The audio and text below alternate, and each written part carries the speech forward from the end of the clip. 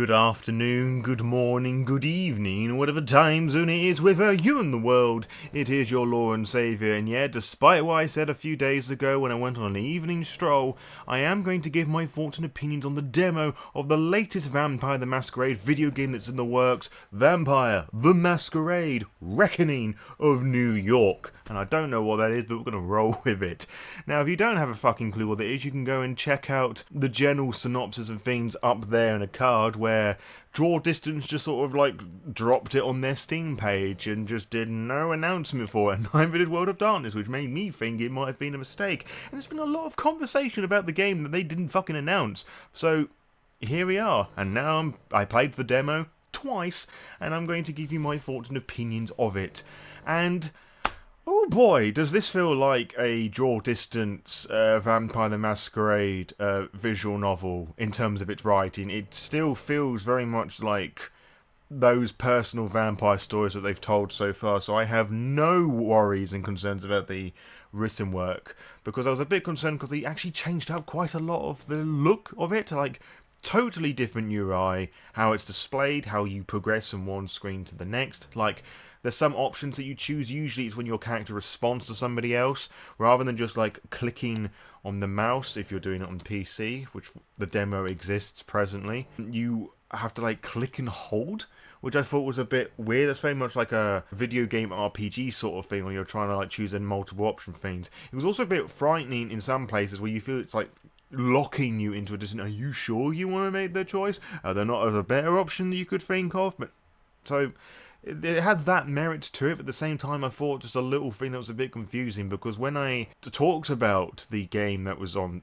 the demo that was on Steam, somebody had downloaded the demo and they thought it was broken because they were clicking on things and it wasn't progressing the story forward, and they just haven't played it. I did correct them in the comment section, but whether they went back and did anything about that is a totally different matter. So that's a little frustrating, I have to say. But besides that, it looks cool, it's sleek, although the text itself is pretty small, whereas you can adjust it in much better sizes with the older style of their visual novels. You've just got this tiny little stuff on the right-hand pane rather than on the bottom of the screen, which is fine for me because I don't have those issues, but for people who would benefit from those accessibility issues, those accessibility options rather, are not able to participate in your story when you presented a much easier format before. Like, that doesn't really make a lot of sense to me. I also did query about the change of art style, like the backgrounds and moving animations that happened are all very similar to what Shadows of New York and Kotu's in New York. Obviously it does look a bit different because it's got like a different coat of paint, it has a different art style, but it is similar in that sense, and it does feel part of that world that Draw Distance are wanting to create here. But at the same time, those character portraits, as good as they are, specifically the one of Panhard, Helen Panhard, caught my eye. I like the little nod, by the way, the little ankh that's on her like little outfit, like the old revised Camarilla thing. That's really cool stuff. There's this weird uncanny valley with it that it feels very lifelike, which I don't have a problem with, but there were some people who had seen that where they asked me, like, hey, Lord, do you reckon that's AI art? Which is not a really great thing to be asking, because a lot of the idea with that is it's like super hyper realistic. It's like, is it a person or is it art sort of thing? And obviously there are people who do art styles like that, like Raquel Cornero, who does a lot of Vampire the Masquerade 5th edition artwork. Her art style is very photorealistic. So there are people out there who obviously do stuff like that, but there were some people who saw that and thought, who were a bit unsure. And whilst I do not think or want to encourage the idea or notion that Draw Distance are using AI art for their thing, there were people that just gave a moment's thought, like, and go, what if? Which I really hate about the whole generative art thing and AI stuff, to be honest, because we can't just enjoy the art anymore. We have to question of whether it was actually done by a person and whether it was just some geeky, sad tech bro typing in a few words into a prompt. But no, the artwork is pretty good. It's very different to what Coteries and Shadows of New York before it has done, as with the whole UI. It's nice and it's different, and I'm still unsure why that's actually happened. Like, it could be because the other two games have been so similar in presentation that someone, somewhere, somehow said that we should change things up because you can only paint the same cast of characters a certain way, and it might get a bit boring or stale. Maybe. But then again, Shadows of New York presented those same characters with like a different poses and different outfits, which people really appreciated. And I can remember very vividly that the new artwork for the Sheriff Kadir, when they dropped, that Twitter was very thirsty for him. I mean, he's a very beautiful man. Seeing him here with this sort of more realistic style, like wearing a like jacket and a hoodie sort of thing, like it felt a bit weird for him, where previously he was all very smart and suited and booted. He'd like dressed down a bit for like the whole party theme coat and Shadows of New York. But here he's like in a more like casual Friday sort of thing, which is cool, but I don't know, it's a bit weird. Like, different. Good, but different. And also Julia Sawinski of Shadows of New York is there as well, where it's kind of confirmed, well, it is confirmed outrightly that the canonical ending of Shadows of New York, that she becomes Primogen, the Sombra Primogen, so spoilers, I guess. Seeing her interact with the rest of the Primogen about this whole plot, which I will touch upon, still with her like witty responses, all dressed in black, like cigarette in hand, it was weird. This was a good weird, you know, just seeing like the more preferable ending for the Sombra, like detaching themselves of their touchstone so they can have that little rise in power. It's cool, and it was interesting to see that she was like there so early on, rather than just like fed little bits here and there, or just an Easter egg whose name's mentioned. But no, she's very much in the Primogen conversation, which is pretty cool to see. And all the different characters there, it's all exciting to see. In the art hole, or whatever the Elysium's there, it's that familiar place. It was nice for somebody who's been playing through the other visual novels. Yeah, and I like the writing of it as well. As I said, it feels very much like the draw distance style. So whilst the written stuff is exactly the same, it's just everything else that just feels a bit weird. Different, I should say. I think it's good, but it is noticeably different. Our new protagonist, the Ravnos, is a fun, witty individual who's got a sense of humour. Not quite Julia levels of cleverness.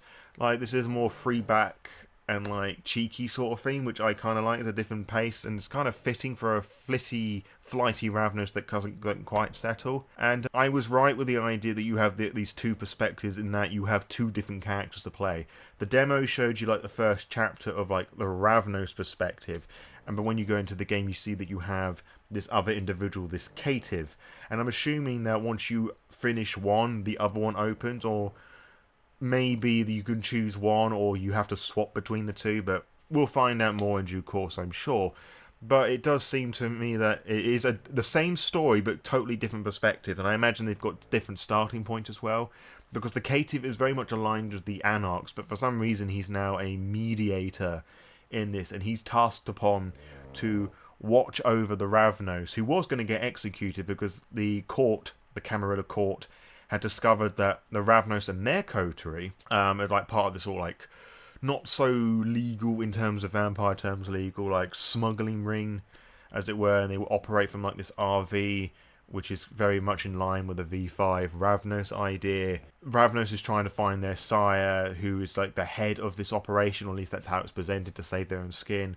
The Ravnos has got to find their sire in 4 days, otherwise she's gone, and this caitiff is like acting as a mediator to watch over them, to make sure that they do what they've been told.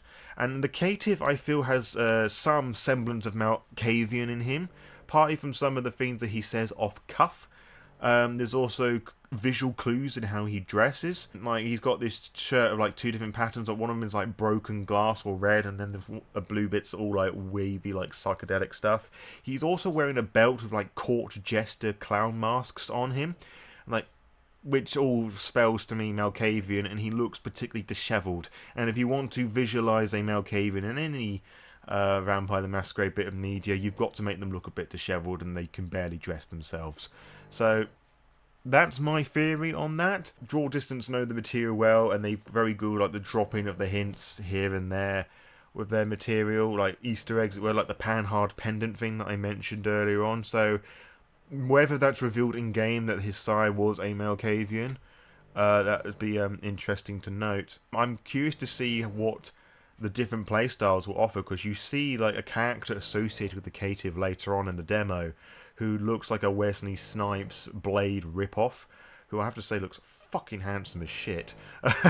And it's clearly there's some tension there, and the cative knows him and there's stuff that's going on, but we don't know what that is in the demo. So obviously with other playthroughs and when you get to explore the cative path, you're able to find out a bit more about that, I'm sure. I'm very excited for that, to be honest. Like to me, it feels like this visual novel is going to be a lot longer with the two different paths things, presuming that you play one and then you can unlock the other one and play through that as well, if that's how they choose to do it. So it feels like that this visual novel is actually going to be longer than both Coteries in New York and Shadows of New York. Of course, as of the recording of this, and probably the uploading, we don't know anything about this. This is just existing on Steam, and no one has said or done anything official with it. Yeah, I'm just really keen just to get my fangs stuck into this, be honest, and it left on a pretty interesting cliffhanger where Elsing Sturbridge is doing something with an unknown vampire who, for something which has sort of got me excited to work out what's going on. Like, that obviously there's this Camarilla in New York with some of the most biggest conspirators in the vampire world.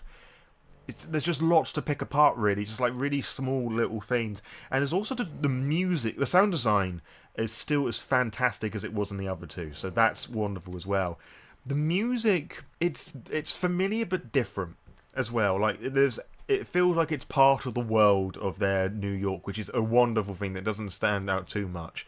It feels a lot more menacing, and it's in your face a lot more, because you are a Ravnos and you're on the run, you're trying to hide. And there's also this part of this plot where the vampires are being picked off like flies, mainly the Thin Bloods, but like other vampires are disappearing. You speak to D'Angelo, the Nosferatu, like early on, he's trying to locate your sire, but then like a drop of hat, he gets really fucking worried that your sire may be connected to all of this, and there is some weird shit going on, and people are like disappearing, and he's visibly frightened by all of this. Not that you can see it in game, because it's just the portraits and they just like sway and move a bit just to give them a bit of life in that sort of draw distance style, but now it's coming onto the characters rather than just the background, which is a nice little change. That you do feel that in that demo, like through this, depending on what you do, you have a threat meter that goes up and down, as well as your hunger thing meter from Coteries of New York. So you've got two of these things to manage as well, depending on what you say and do, which is very interesting to see what happens when, like with Coteries of New York, if you frenzied too much, hunters would find and kill you. That'd be the end of your playthrough. So I'm curious that if that would be a way to increase your threat meter, or like if you do that with your hunger so many times, it increases your threat meter.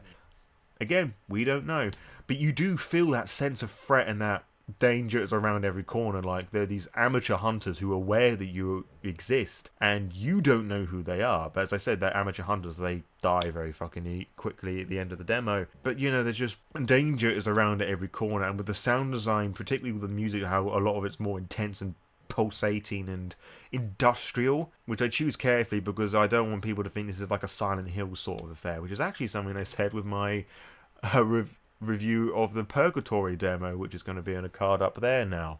But it's a lot more in your face. It's not like the more like rocky vibes of Coteries of New York, and it's not very the synthy cello stuff. It's like, it's different, and I like the different here. And it fits very well with the theme that there's some storm coming, as it's worded.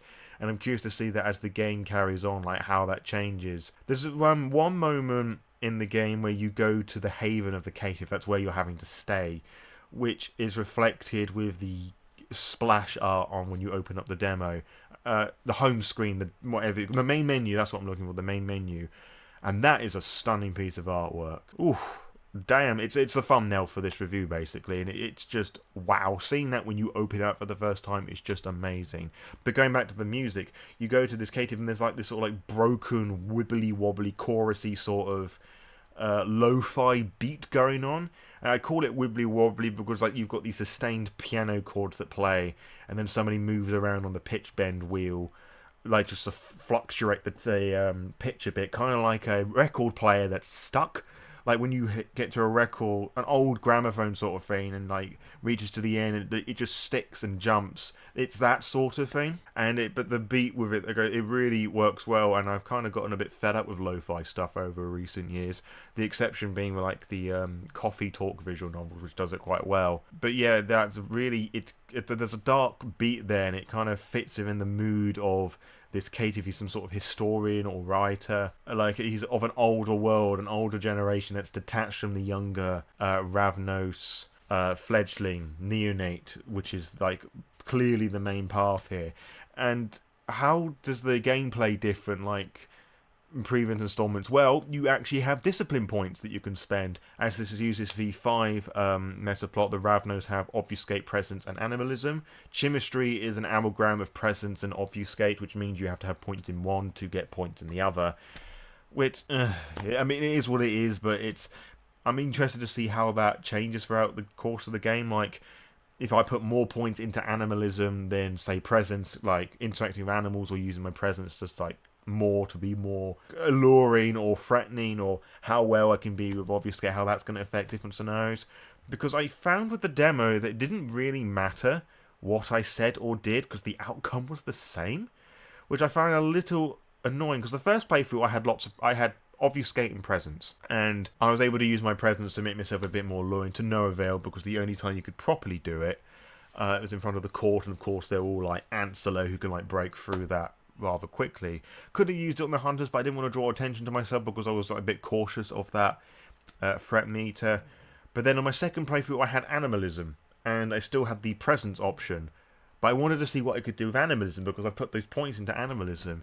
There's also the question about how you gain those points. Is it going to be like at the end of each chapter you got given like a point or two to increase what you want?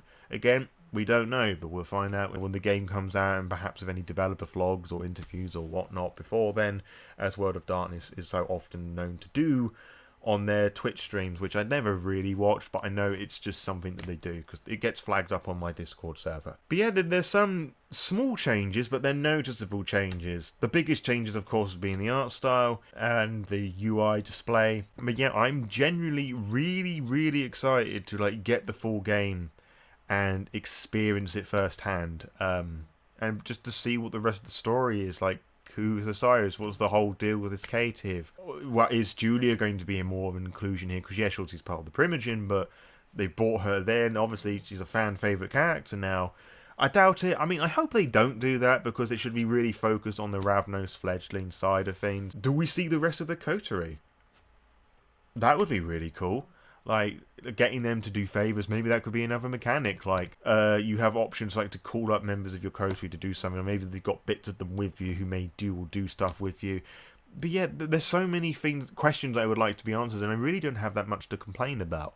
It's just the fact that I wished that Draw Distance actually did a fucking better job of announcing this. Or they bothered announcing it at all. And it'd be nice if World of Darkness had did something similar, but from my theory, I feel that it was dropped on yesterday, the 8th of June 2024. That was a mistake. But, you know, the cat's out the bag. You might as well have just said something about it. But I would just like to play it now. And I can't wait to experience New York once more and, like, do all these different side quests that come up. Well, they're called side quests. They're kind of like with Coteries of New York, that you can, like, you have, like, the main path that you can do that progresses the story forward. But you also have, like, these other side areas to do, which, like, will give you, like, feeding opportunities, chances to use your powers to increase and decrease your threat rating, and so on and so forth, and just experience more of the world of like New York here, and also find out who that mysterious vampire. That's really kept me up last night trying to work out. I hope they don't bring back that racist Bruiser, Callahan. You're seeing the outline's got a bit fuzzy hair that's a bit like him. It wouldn't make much sense given how they really wanted him to fuck off in Shadows of New York, but the fuzzy hair, like, who the fuck is that? Like, is it a new character? Is it old? Is it... I just want to play. Like, I want to get hold of this game and play it. So I can't wait. Yeah. So yeah, I think it's really exciting that we have like these two exciting World of Darkness visual novels, Purgatory and Reckoning of New York. I also think it's really fucking cool actually that we have these two games where the protagonist are two female presenting characters of color. Like, isn't that really cool? I think it's really fucking cool, and I'm glad that these are the people that are doing it because they show good writing, they do their homework, and they're not going to be fucking offensive. Let me know what you think about this demo. Have you tried it? What were your thoughts? I would like to hear about some of your playthroughs. Like, most of my playthroughs so far, I've used Obfuscate. Have you done one that doesn't have any Obfuscate in there? Have you found any bugs or glitches or anything particular of interest to note? Or what are you looking forward to, and what do you hope that they do with it? Let me know in the comments below. Remember to like, subscribe, and check out the various links in the description below, which includes my various social media pages and various affiliate links if you want to play Vampire the Masquerade, the tabletop role-playing game, and for you to include said books in your game. You purchase them with those links, I get some of the money back, so I'm able to provide more content like this, more lore dives, character creation things, and all those fun and exciting elements. Just another little tidbit to financially support the channel and make this cold, dank, depressing cunt smile every so often. But if you can, you can. If not, just like and subscribe and share with your friends. I can't wait to see you on the next upload, whenever that may well be. And until next time, farewell.